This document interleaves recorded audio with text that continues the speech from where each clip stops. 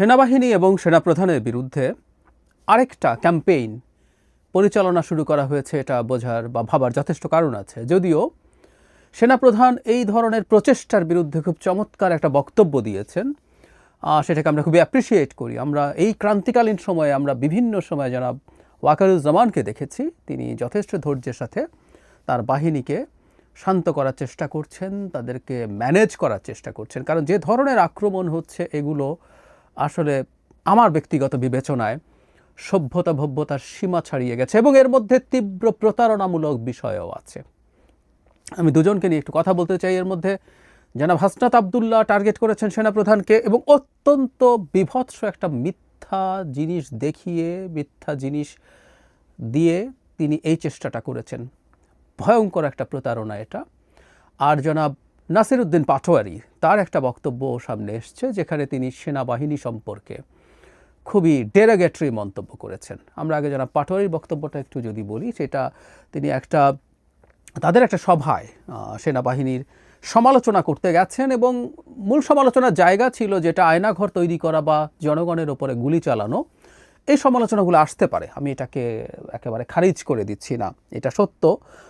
আয়নাঘর ছিল, সেনাবাহিনীর একটা অংশ এর মধ্যে ইনভলভ ছিল শেখ হাসিনার সময়, এবং শেখ হাসিনা যখন সেনাবাহিনীকে মাঠে নামিয়েছিলেন তখন শুরুতে একটা সময় সেনাবাহিনী আক্রমণাত্মক ছিল এবং দুই একটা জায়গায় সেনাবাহিনীর দিক থেকে জনগণের উপরে গুলি বর্ষণের ঘটনাও ঘটেছে, এটাও ভুল না। কিন্তু দিনের শেষে সেনাবাহিনী আসলে জনগণের পক্ষে অবস্থান নিয়েছে এবং সেই ঝুঁকির মাধ্যমে অবস্থান নিয়েই শেখ হাসিনার পতন আসলে নিশ্চিত হয়েছিল, এটাও আমরা একই সাথে মনে রাখবো। কিন্তু যেন পাটোয়ারি এভাবে বলছেন কথাটা, তার বক্তব্যটার যে জিনিসটা খুবই অফেন্সিভ মনে হবে, তিনি সেনাবাহিনীর মাথায় ঘিলু নেই এটা বলছেন। মানে এই ঘিলু কথাটা তিনি রিপিটেডলি বলছেন। তিনি বলছেন সেনাবাহিনী বিদেশে যায়, পরিদর্শন করে অস্ত্র কিনে আনে, কিন্তু তাদের মাথায় তো ন্যূনতম ঘিলু নাই, এই কথাটা উনি রিপিট করেছেন। আপনারা অনেকেই ভিডিওটা হয়তো দেখেছেন, রিপিট করছেন ঘিলু থাকলে তারা এটা করতো কিনা।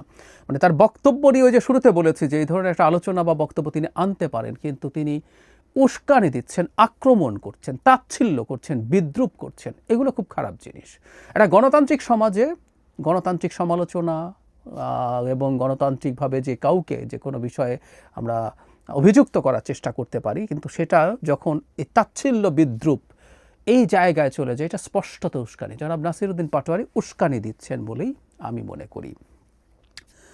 জনাব হাসনাত আবদুল্লাহ তার একটা বক্তৃতায় মোবাইলে একটা ছবি দেখান সেনাপ্রধানের, সেই ছবি দেখিয়ে তিনি বলার চেষ্টা করছেন যে সেনাপ্রধান এই অনুষ্ঠানে গিয়ে নাকি একটা দলের পক্ষে ক্যাম্পেইন করছেন এবং তিনি দাবি করছেন, বিদ্রূপ করে তিনিও বলছেন এটাও মেটিকুলাসলি ডিজাইনড কিনা, এবং এই মেটিকুলাসলি ডিজাইনের কথাটা খোঁচা দিয়েছেন কারণ তিনি এরপরেই এই বক্তৃতায় ডক্টর ইউনূসের সমালোচনা করছেন। তিনি বলছেন এই অভ্যুত্থানের পরে যাকে রাষ্ট্রপ্রধান বানিয়েছেন তিনি লন্ডনে গিয়ে সেজদা দিচ্ছেন।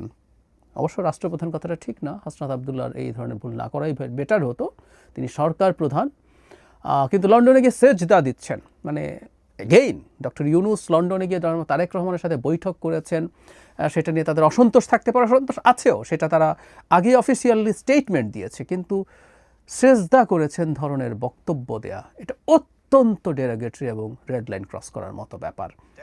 কিন্তু যেটা সবচাইতে জরুরি, যেটা আসলে সবচেয়ে ইম্পর্ট্যান্ট, সেটা হচ্ছে তিনি একেবারে মিথ্যার ওপরে দাঁড়িয়ে সেনাপ্রধানকে অভিযোগ করেছেন।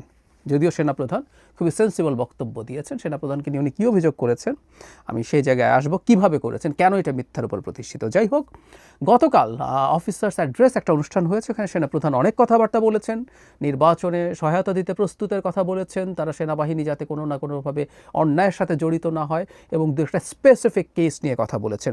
কিন্তু যেটা সবচেয়ে জরুরি সেটা হচ্ছে এইরকম, যখন সেনাবাহিনী সম্পর্কে নানা ধরনের কটূক্তির প্রসঙ্গ আসে তখন জেনারেল ওয়াকারুজ্জামান বলছেন এসব গালিগালাজ শুনে অখুশি হওয়ার কিছু নেই, যারা এসব করছে তারা আমাদের সন্তানের বয়সী, ওরা বড় হলে নিজেদের ভুল বুঝতে পারবে, তখন লজ্জিত হবে। অত্যন্ত সেন্সিবল, অত্যন্ত আমি কি বলবো, মানে পরিস্থিতিকে শান্ত করার মতো একটা মন্তব্য। যে ধরনের মন্তব্য করা হচ্ছে সেগুলো সেনাপ্রধানকে নিয়েও যখন মন্তব্য করা হয় তখন সেটা দিনের শেষে তার বাহিনীর যে সদস্যরা আছে তাদের গায়ে লাগার কথা। আর জনাব পাটোয়ারি তো রীতিমতো সেনাবাহিনীর মাথায় ঘিলু নেই এই ধরনের কথাবার্তা বলছেন। হাসরত আবদুল্লাহ যে কথাটা বলছিলাম, মানে এই ঘটনাগুলোর পরও সব কিছু নিয়ে শান্ত আচরণ করছেন এবং আই মাস্ট অ্যাপ্রিসিয়েট যে কোনো উস্কানি এবং উস্কানির পেছনে পরিকল্পনা আছে বলে আমি মনে করি, এবং রাইটলি সেনাপ্রধান সেই পরিকল্পনার ফাঁদে পা না দিতেই হয়তো তার বাহিনীকে শান্ত করছেন। যেন হাসরত আবদুল্লাহ যে ছবিটা দেখেন, ছবিটা ছড়িয়ে পড়ে। সেনাপ্রধান যখন বক্তব্য দিচ্ছেন তখন একটা অ্যাঙ্গেল থেকে ধরলে বিএনপির একটা পোস্টার দেখা যায়। ইনফ্যাক্ট এটাকেই তিনি দেখিয়েছেন এবং বলছেন দলের পক্ষে ক্যাম্পেইন করছেন। কিন্তু তিনি যে স্টেজে দাঁড়িয়েছেন সেই স্টেজটা দেখুন, সেটা কাদের? এবং এই স্টেজটা দেখলে খুব ক্লিয়ারলি বোঝা যায় এই স্টেজটা আসলে আয়োজন করেছে এই প্রোগ্রামটা, আপনারা খেয়াল করতে পারছেন যে পুজো উদযাপন কমিটি সহ যারা আছে, এটা আসলে জন্মাষ্টমীর একটা মিছিল ছিল পলাশী থেকে, সেখানে এই অনুষ্ঠানটা উদযাপন করা হয়েছে। আয়োজক কারা কারা ছিল আমি পড়ছি। জন্মাষ্টমী উৎসব ও কেন্দ্রীয় মিছিলের আয়োজক বাংলাদেশ পূজা উদযাপন পরিষদ, মহানগর সর্বজনীন পূজা কমিটি ও শ্রী শ্রী ঢাকেশ্বরী জাতীয় মন্দির। জাস্ট এর পাশে, এখানে যেটা একটা স্টেজ করেছে তার পাশে আগে থেকে একটা বিএনপির ব্যানার ছিল। সেনাপ্রধান যখন বক্তব্য দিচ্ছিলেন তার বাম পাশের কোণা থেকে ছবি তুললে ওই ব্যানারটা দেখা যায়। এই ছবিটা একবার ছড়িয়ে পড়েছিল এবং এটা দিয়েই এই ধরনের ক্যাম্পেইন হয়েছে। আমি সত্যিকার অর্থে খুবই দুঃখজনক ব্যাপার মনে করি, এনসিপির মতো একটা দল যারা নতুন বন্দোবস্তের কথা বলে, সেই দলের অতি গুরুত্বপূর্ণ এবং সম্ভবত মিডিয়ার সবচেয়ে বেশি মনোযোগ পাওয়া 1-2 3 জনের মধ্যে যিনি আছেন জনাব হাসনাত আবদুল্লাহ, তিনি এই মিথ্যার ওপরে দাঁড়িয়ে একটা মিথ্যা অভিযোগ করছেন। এটা বিভৎস, এটা বিভৎস। এটা এই রকম কোনো একটা রাজনৈতিক দলের কাছ থেকে আমরা কোনোভাবে এক্সপেক্ট করি না, কোনোভাবে এক্সপেক্ট করি না, কিন্তু তিনি এটা করেছেন, করলেন। সেজন্য একটা কথা বলছিলাম যে যখন এই ধরনের মিথ্যা আরোপ করা হয়, এই ধরনের মিথ্যা আরোপ করে সেটা যখন প্রচারিত হয়, এটা কোনো ঘরোয়া জায়গায় কথাটা বলা হয়নি, এটা সবাইয়ের রীতিমতো এটা জনাব হাসনাত আবদুল্লাহ দেখিয়েছেন। ফলে যেটা দাঁড়ালো, এগুলো সব কিছুই এই বাহিনীর প্রতি এক ধরনের উস্কানি, আমি ব্যক্তিগতভাবে মনে করি সিরিয়াস ধরনের উস্কানি। এবং এগুলো কেন হচ্ছে? এক হলো এই উস্কানির বশবর্তী হয়ে সেনাবাহিনীতে কোনো অস্থিরতা তৈরি হওয়াটা কারো কারো কাছে ডিসাইড। এবং জনাব হাসনাত আবদুল্লাহর একটা স্মৃতি আমরা নিশ্চয়ই মনে করতে পারি, যিনি সেনাপ্রধানের সাথে তিনি এবং জনাব সার্জিস আলম বসেছিলেন এবং তাদেরকে তখন নাকি সেনাপ্রধান রিফাইন্ড আওয়ামী লীগের প্রস্তাব দিয়েছিলেন, তিনি সেটা ফেসবুকে এসে ফাঁস করে দেন। এবং ওইটাও একটা সিনক্রোনাইজড প্ল্যান ছিল। তার ঠিক 2 দিনের মাথায় জনাব আসিফ মাহমুদ সজীব ভূঁইয়ার একটা ইন্টারভিউ, যেখানে তিনি সেনাপ্রধান সম্পর্কে মারাত্মক সব অভিযোগ করেছিলেন যে তিনি তার সর্বশক্তিতে প্রধান উপদেষ্টা হওয়ার পথে বাধা হয়েছিলেন, ডক্টর ইউনূসের প্রধান উপদেষ্টা হওয়ার পথে। সিনক্রোনাইজড হয়ে তখনও তাকে একবার, এবং এর পরপরই ওগুলো বৃহস্পতিবার ঘটে, আমার ক্লিয়ারলি মনে আছে, শুক্রবার একটা সংগঠন ডাক দেয় বাইতুল মুকাররম থেকে সেনাপ্রধানের অপসারণের দাবিতে মিছিল হবে। আবারও একই ধরনের চেষ্টা। তাহলে এখন সেনাপ্রধানকে সরাতে হবে কেন? কারণ উনি বিএনপির হয়ে ক্যাম্পেইন করছেন, উনি নিরপেক্ষতা হারিয়েছেন। মানে আমাদের দেশে কিছু মানুষও আছে যারা হয়তো এগুলো কিছুটা না কিছুটা বিশ্বাসও করবে। মানে আমাদের সেনাপ্রধান এত স্টুপিড, উনি বিএনপির একটা প্রোগ্রামে গিয়ে ক্যাম্পেইন করতে যাচ্ছেন।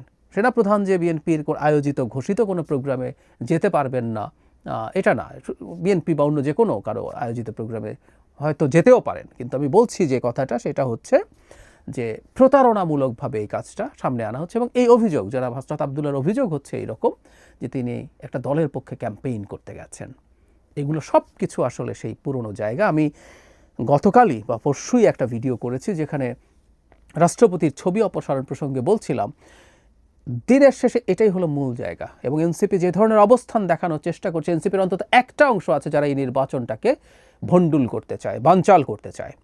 সেই ক্ষেত্রে সবচেয়ে গুরুত্বপূর্ণ সমস্যা তাদের দিক থেকে, সবচেয়ে বড় বাধা তাদের দিক থেকে সেনাপ্রধান এবং সেনাবাহিনী। কারণ সেনাপ্রধান এবং সেনাবাহিনী নির্বাচন তারা ডিসেম্বরেই চেয়েছিলেন, সেনাপ্রধান স্পষ্টভাবে বলেছেন অন্তত ফেব্রুয়ারির মধ্যে নির্বাচন হতে হবে, এই ধরনের একটা স্ট্যান্স তারা নিয়েছেন। সুতরাং যারা নির্বাচন পেছাতে চান তাদের জন্য সবচেয়ে বড় বাধা সেনাপ্রধান হয়ে দাঁড়িয়েছেন, তাই তাকে সরানোর চেষ্টা করতে হবে। নানা রকম ট্যাগিং তাকে দেওয়ার চেষ্টা করা হয়েছে, নানা রকম অভিযোগ 5 আগস্টের পর থেকে সমানে হয়েছে, দেশে যেমন হয়েছে বিদেশের মাটিতে বসে হয়েছে, ক্রমাগত হয়েছে।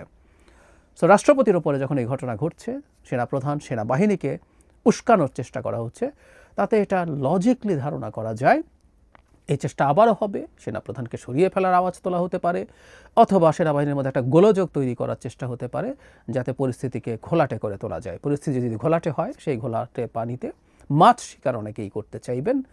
সেটা করার উদ্দেশ্য হবে এই নির্বাচনটাকে বানচাল করা। নির্বাচন যদি না হয়, যত পিছিয়ে যায়, অনেক মানুষ মারাত্মক পাওয়ার এনজয় করছে, দল আছে, ব্যক্তি আছে। আমরা যদি দেশের ভালো চাই, আমরা সাধারণ নাগরিক যারা আছি, যারা চাই দেশটা একটা সঠিক পথে যাক, দেশের গণতান্ত্রিক রূপান্তর হোক, তাদের এই ধরনের চর্চার বিরুদ্ধে কঠোরভাবে দাঁড়ানো দরকার। যার যেখানে যেই সুযোগ আছে সেখানে